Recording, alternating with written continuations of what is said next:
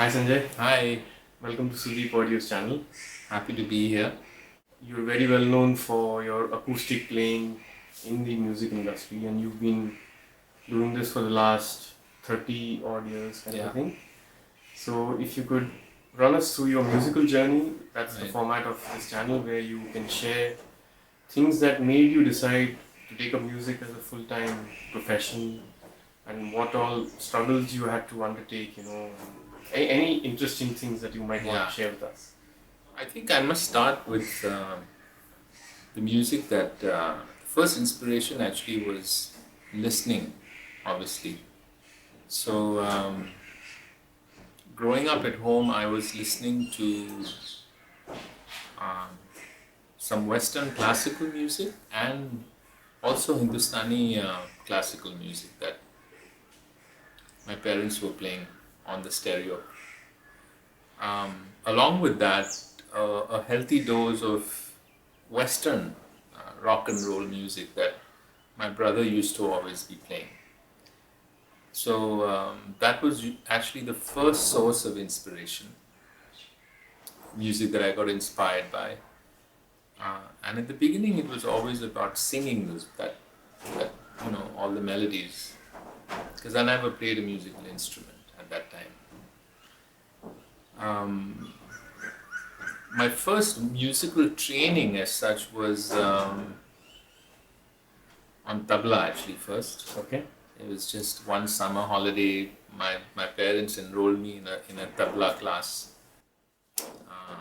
Nikhil Ghosh's tabla class. And then when I was in high school, I was playing sitar for, for about 5 years, seriously, Hindustani classical music. Were you forced to kind of do these things, or did it come from? No, I think my earliest experiences of being moved by anything were actually listening to music.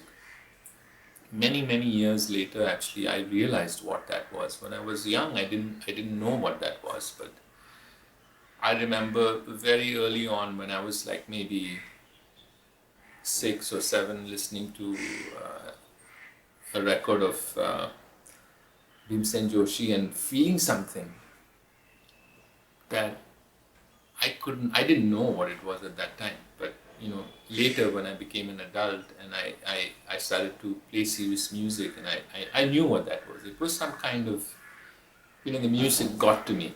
It was some kind of spiritual experience, if you want to call it that. Early influences, if we could know, in terms of musicians or the kind of Yeah, music you just said, but the Beatles, okay. for sure. A lot of folk music that was happening at that time. So artists such as Bob Dylan, um, Cat Stevens, Crosby, Stills, Nash and Young, singer-songwriter kind of music. Music that was played, a lot of music that was played on acoustic guitar. Okay. James Taylor, he's still one of my huge influences. Uh, and there was the rock thing, so bands such as Led Zeppelin, Pink Floyd, The Who, uh, Eric Clapton, all the classic rock kind of things. Um, so those were the early influences. Anybody from Bollywood or rather the Hindi film? And yeah, actually, until I was about 14 or something like that, um, I was listening to a healthy dose of songs from Bollywood as well. All the composers from R.D. Burman, and of course his father S.T. Burman, and Kalyanji, and all the people who were around and writing at that time. They were definitely a part of my existence, although we grew up so westernized, and the fascination for the Western culture was so much that there came a time where I kind of stopped listening to that. Okay. And only listened to Western music, and kind of I wasn't really listening to classical Hindustani classical music as much until much later. So yeah, just to get back, I mean, gravitating towards learning a musical instrument seemed really natural.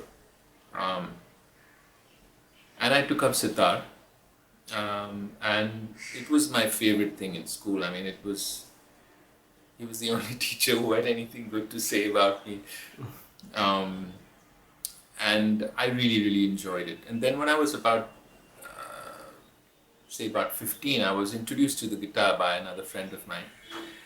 And it just became the obvious choice of instrument because I could start playing and performing all the music that I was listening to, which was all this Western folk and rock and blues based music.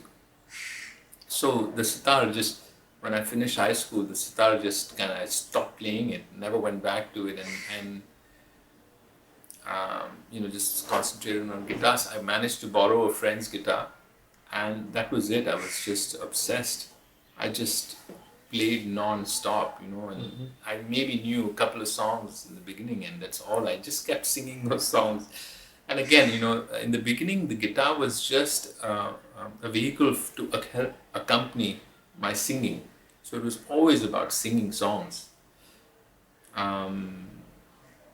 Even when I had my first band, I was the lead vocalist. And so the early thing was always about singing, and guitar was more just a way to just accompany myself. It took many years later where I could kind of freely express myself with the guitar. And then now I don't really sing anymore. I don't perform and sing anymore, but I managed to develop skills on the guitar that I could freely express myself. But before that, it was always, I had to sing in order to feel something. Otherwise, I couldn't, I didn't have enough skills on the guitar to be able to just play and express myself freely. We have many guitar players, Sanjay, who play the instrument really well, but you never heard them sing along or. So, do you think that was an important element in you, that you could sing and the guitar was an accompanying instrument? It was not you're not like a guitarist on stage. Well, I think being able to sing is a really, really important aspect to becoming a musician, because eventually, even when you play guitar, what you're actually trying to do is to be able to play what you're actually hearing in your head. And you want to be able to have a singing quality to your playing. Right. Most instruments, we're always trying to mimic the way the human voice is. Yeah. Or at least that's how I kind of grew up. I mean, even blues guitar players and things are always actually mimicking what the voice is trying to do. So I think for me, it definitely, gave me a certain lyrical quality to my playing, melodic quality to my playing. So I think that's something that, and I always encourage all my students to do that as well, to be able to sing, even if it's not to be able to sing in performance, but to develop the habit of singing, and practicing music without the guitar. And once you develop that habit, it's usually easier to be able to transfer that information when you're actually playing. Right. Yeah. Post college, you moved to the US, is what we know, and Yeah. if you would share some. Yeah, actually, I'll talk a little bit about what happened in college, because that's where actually everything changed for me. I mean, I started playing guitar, and very soon I had formed a band, and it was first a trio, a rock trio, power trio, drums, bass, and guitar, and very soon started to perform. So I What started. is the band called? It was called Crosswinds. Okay, and who were the other band members with you Um, in your band? When we had the trio, it was my friend Kulin Giri, Okay. who played drums, and my friend Jayu Menon, who played bass. And we all lived in the same neighborhood, just actually down one street. And we used to practice at home and in the living room. My parents were kind enough to allow us to set up the gear and all of that. So started to perform really. By the time I was about 17 or 18, I started to perform, and performed all the way through college, and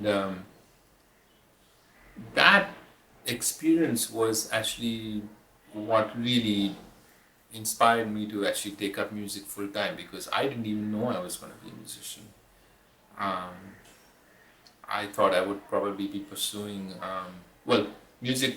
I never looked at music as a career option. It was started as a hobby, and but what happened was that the musical experiences that I had was so strong, um, that it was I had to follow this this path. I had to listen to my heart and say, well, this is it. Right.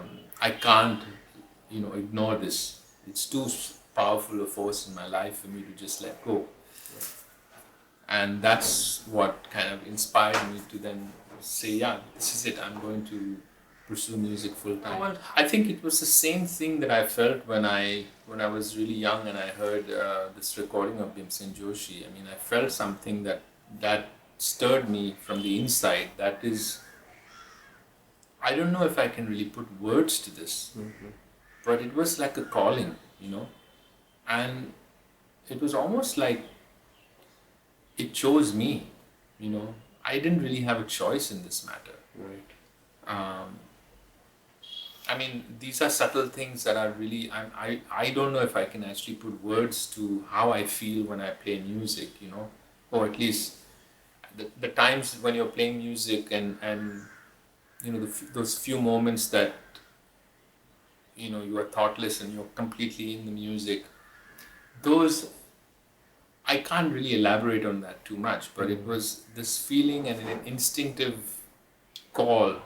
I just knew that this is something that I must seek, and But it was definitely not the accolades and I think when you're young and when you're a teenager and you go through this phase, I think everyone goes through it. I'd be lying to say if everybody wants to become a pop star and become famous and all of that. I think I went through it too as well.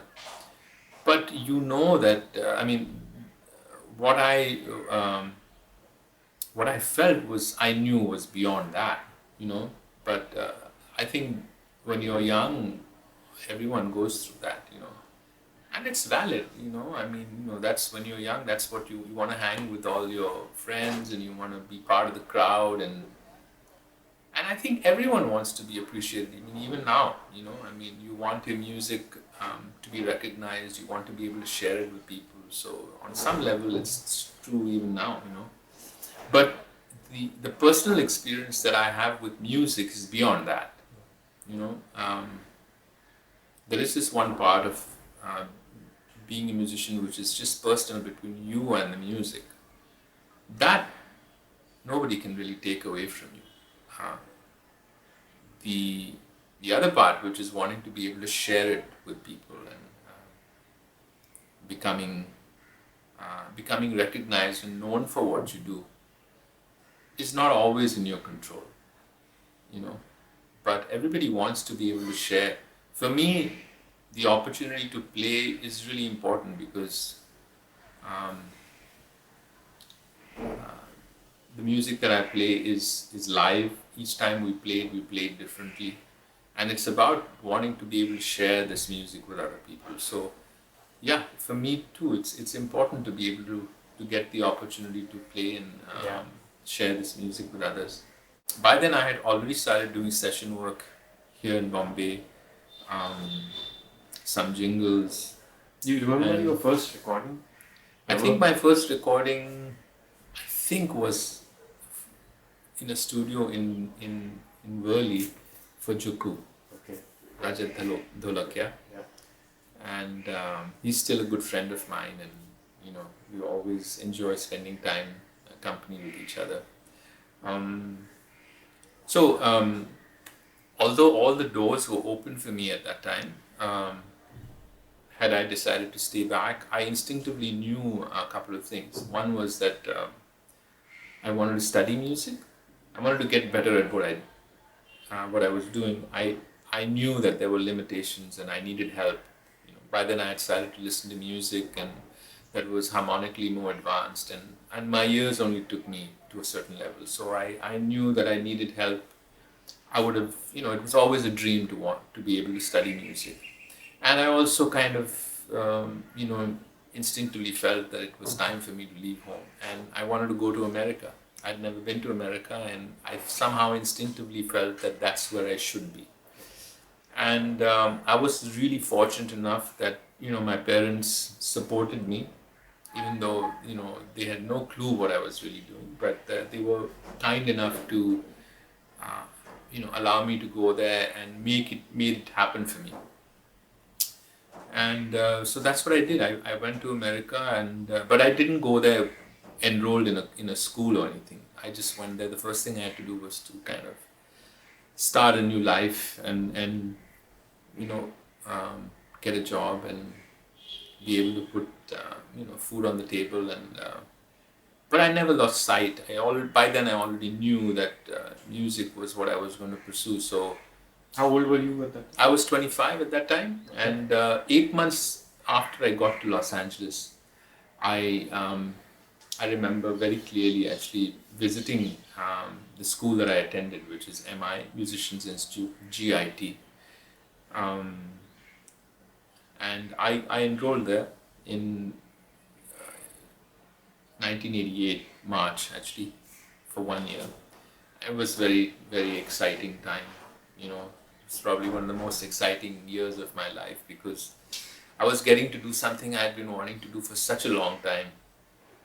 It was a different time. There was no internet. There was no cable TV. So the only window to the world was magazines usually, and videos, VCRs.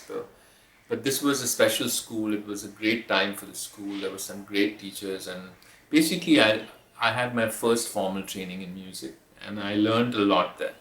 Okay. And from there on, I stayed back. I mean, I was living in Los Angeles for about 15 years. So, that was an incredible exposure for me because I got a chance to play many, many different styles of music, What about your singing?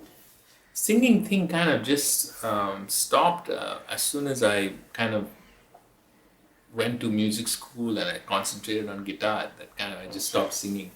So even though I write a lot of vocal tunes, I just don't perform and sing anymore. But in LA, I got a chance to play different styles of African music, Brazilian music, Afro-Cuban music, gospel music, jazz. I mean, things that were just, amazing for me. I mean, as a growing musician, it was just incredible. And played with some incredible musicians as well. I got a chance to, record, play live, learn from so many people. So it was an incredible exposure, Right. to be there. Anything that you felt was very nice in the US, which we are still missing in today's times in India, in any way? Well, I mean, I think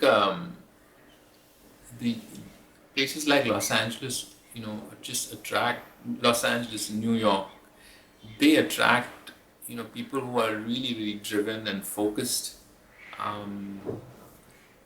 and they come there and they kind of work really, really hard because places like this, in order to survive, the cost of living is so high that you have to support yourself with other jobs. It's very common that a musician or an actor,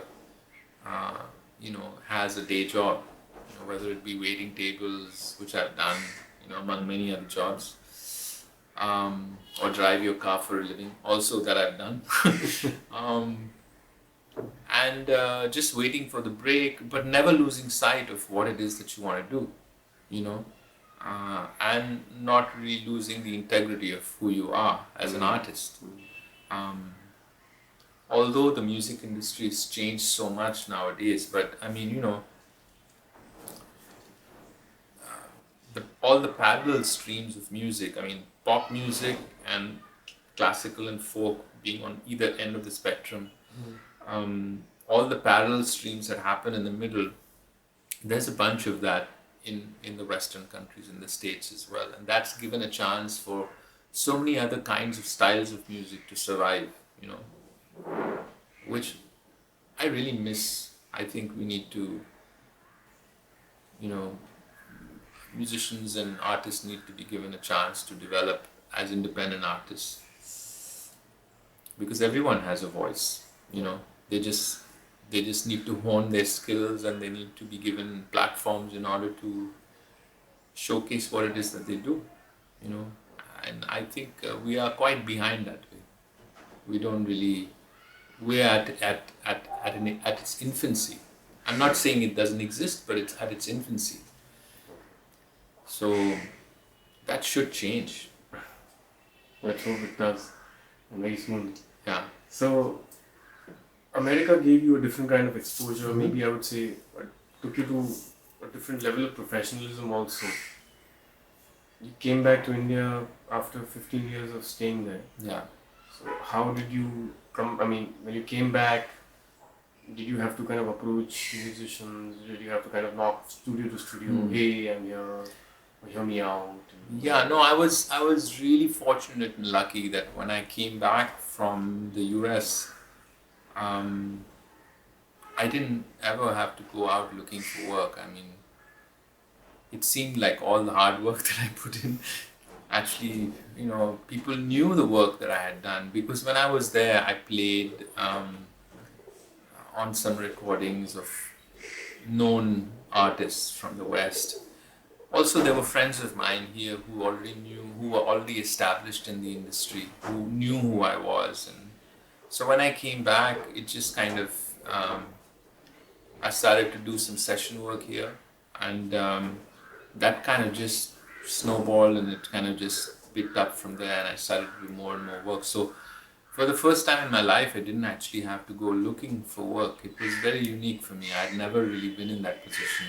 And you know, I feel really blessed that, you know, that I got a chance to, you know, that people kind of, you know, recognized what I was doing, and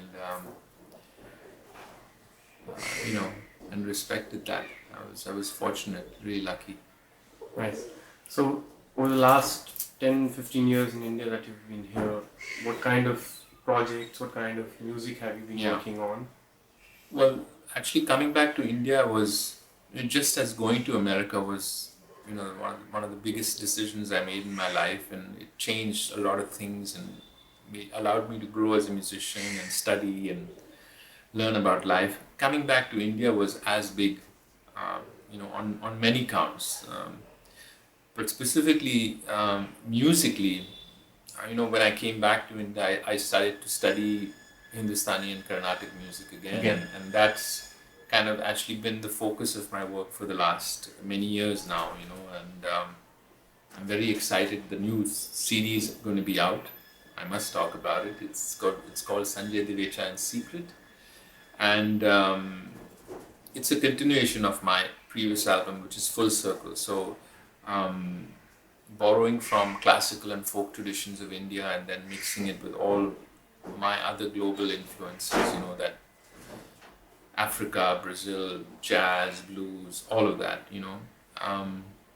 So it gave me a chance to find that, and actually find some kind of identity for the first time, you know.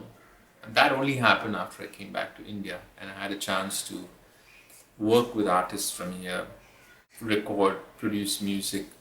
So as an artist, this was probably one of the biggest things that happened to me, to be able to discover something that I felt was truly honest to who I was, and that truly represented all the music that I've heard, listened, learned, you know.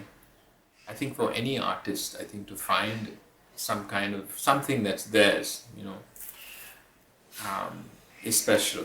So I've discovered and found that only after I came back to India. So on that level, coming back has been fantastic for me. Professionally also, it's been good because, you know, like I was saying, you know, I didn't have to go look for work. People knew the work that I had done, and it gave me the space to be able to concentrate on just writing, composing, you know, and also teaching. Actually, that's something that I've been doing. I felt I wanted to give back, you know, whatever I've learned. So um, a few years back, I started to teach and share some of the information as well. Now that you have students, who come to learn the guitar, I'm sure they come from far, Right. out of town also. Yeah. Uh, what would you like to tell viewers who are not from Bombay and are looking? Everybody looks up to Bombay because that's the professional industry is where it's based on. In today's times, if you would want to guide or give some pointers to such students of music from other parts of the country, if you look back to your turning points in life and some decisions that you took, are there any regrets? Are there things that you would like to correct? So that from your experiences they can benefit. And Yeah. there's no formula here, but Well, I think one of the key things that was me recognizing that there was, that I needed help. I was very quick to know that there was a point that my ears were not, beyond which I was unable to hear things. in spite of you performing at other, Yeah, I was performing rock and all of that, and when I started to hear music that was musically, harmonically rich and advanced, at first I couldn't hear it. So I immediately knew that, and I knew that I needed help. I needed to study music. So, which brings me to just getting a really strong foundation. I think in any instrument, whether it's you're learning drums or bass or guitar, keyboards, just to have a really, really strong foundation is really important, because with that strong foundation you can take that knowledge and really expand it, once you've internalized it, whether you're a composer or a session musician or a live performer. If you have a solid foundation, you can use that in a really versatile way. And music is not like, it's not a mathematical formula, so I think for anyone who wants to study music, it's really important to have guidance from a teacher or a guru. Information, as you know, there's plenty of it available, right? Through media now. But information is just information, It's music is not learned that. I mean, there is a part of it where you have to learn information, but it's only going to remain information. It's only the teacher who's going to be able to put things in perspective by the study of music and be able to give you feedback. And in the study of music, I think that's really, really important.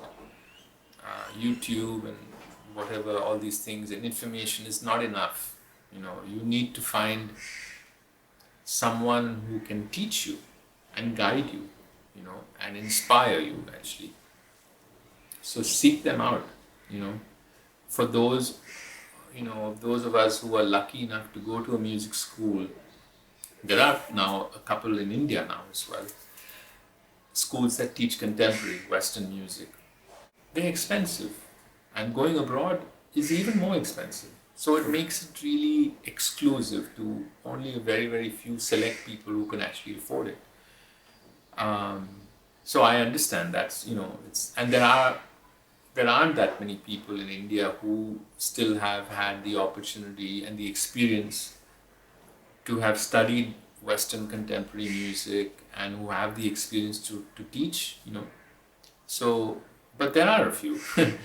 So you need to just, you need to seek them out. You need to find them, and it's really important. To have a teacher and guidance for music is very important. The trouble being, it's a very, very important point that you explained so nicely. The trouble today is that somebody who has access to a computer and some software and is able to, kind of make a song out of loops and stuff, thinks that he or she knows everything. And, I'm already a musician and I don't need to get more education for building a stronger foundation, and they try and enter the market with their limited skills and knowledge, Right. and in a way maybe harm themselves and the industry in some way or the other. I think ultimately it depends on sensibility. So sensibility, I mean, how obviously that depends on your exposure. Uh, what is the music that you listen to? I mean, for me, I play many different styles of music, but it started from listening to all these styles of music and enjoying listening to all these styles of music, being inspired by all these different styles of music. The next thing was obviously trying to be able to play some of this music. But the more music that you listen to, obviously, um, you expand your horizons, right? And you learn more things about music. And then there's this other aspect of just life, right? Which is, beyond music. What kind of life have you lived and allowed yourself to live?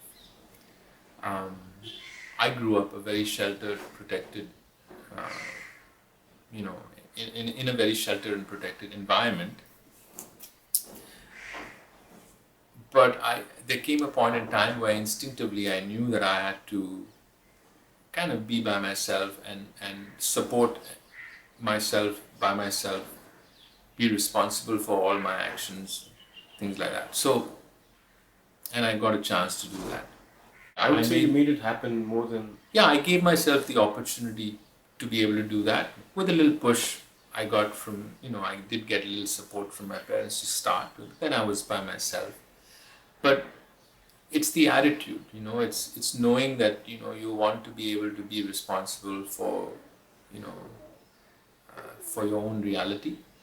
So I think the way you conduct yourself and the way you live your life has a huge part to play in music as well, because eventually what you express through your music, or at least what I intend, hopefully every time I'm playing, is to be, I'm expressing my life, the life that I've lived.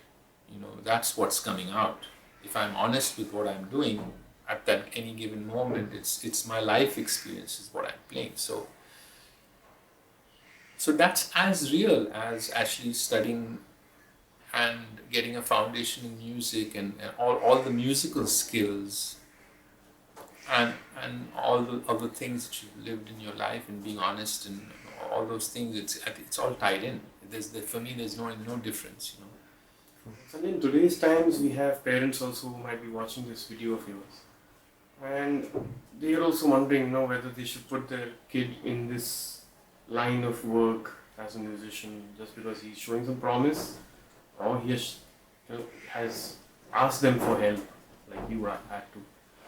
So, in today's times, what would be your advice to such parents or such students who are wanting to take the risk of, coming to Bombay? Well, it's I know it's difficult.